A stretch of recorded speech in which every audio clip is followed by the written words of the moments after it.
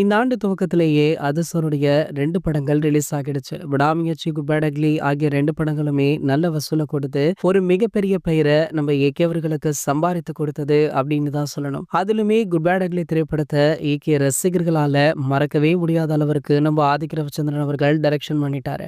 அதிர்சர பல கெட்டப்புகள்ல காட்டி படம் முழுக்கவே விறுவிறுப்புடனும் சம மாசாகவுமே படத்துடைய திரைக்கதை அமைச்சிருக்காரு. அது மட்டும் இல்லாம அதிர்சருடைய விண்டேஜ் பாடல்கள், பழைய லுக்குகள் அப்படின்னு சும்மா அதகலம் பண்ணிட்டாரு. சீனுக்கு சீன் பாத்தீங்கன்னா மாசான காட்சி வைத்து நம்ம ஏகே ரசிகர்களை திருப்தி படுத்திருக்கார் அப்படின்னு தான் சொல்லணும். இந்த படத்துடைய மிகப்பெரிய வெற்றியை தொடர்ந்து ரசிகர்களுமே மீண்டும் ஆதிக்குடன் படம் பண்ணுங்க அப்படின்ற கோரிக்கையை ஏகே அவர்களுக்கு வச்சாங்க. அவங்களுடைய கோரிக்கையை ஏற்று நம்ம அதிர்சர் பாத்தீங்கன்னா ஆதிக் ரவிச்சந்திரனுடனேயே அடுத்த திரைப்படத்தை ஒப்பந்தம் பண்ணாரு. இந்த நிலையில இந்த படத்துடைய முதற்கட்ட வேலைகளை ஆதிக் அவர்கள் கவனித்துக் கொள்றாரு. படத்துடைய காஸ்ட் அண்ட் க்ரூ தேர்வு, ப்ரீ ப்ரொடக்ஷன் பணிகள் அப்படின்னு படம் பிஸியாக செயல்பட்டு கொண்டும் இருக்காரு. இந்த நிலையில பாத்தீங்கன்னா இந்த படத்திற்கு வில்லனாக பாலிவுட் நடிகர் ஒருவர் கமிட் ஆகி உள்ளதாக சொல்லப்படுது.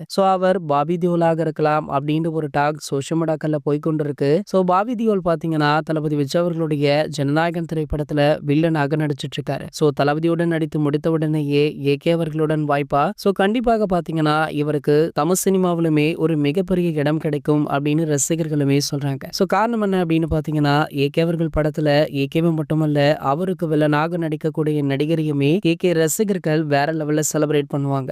அதற்கு உதாரணமாக குட் பேட் அக்லி திரைப்படத்துல இடம்பெற்ற அர்ஜுன் தாஸுடைய கதாபாத்திரத்தை ரசிகர்கள் வேற லெவல்ல செலிப்ரேட்டும் பண்ணாங்க. இது போன்ற சினிமா செய்திகளை பத்தி நீங்க உடனே தெரிஞ்சுக்க நம்மளுடைய சேனலை மறக்காம சப்ஸ்கிரைப் பண்ணிக்கோங்க.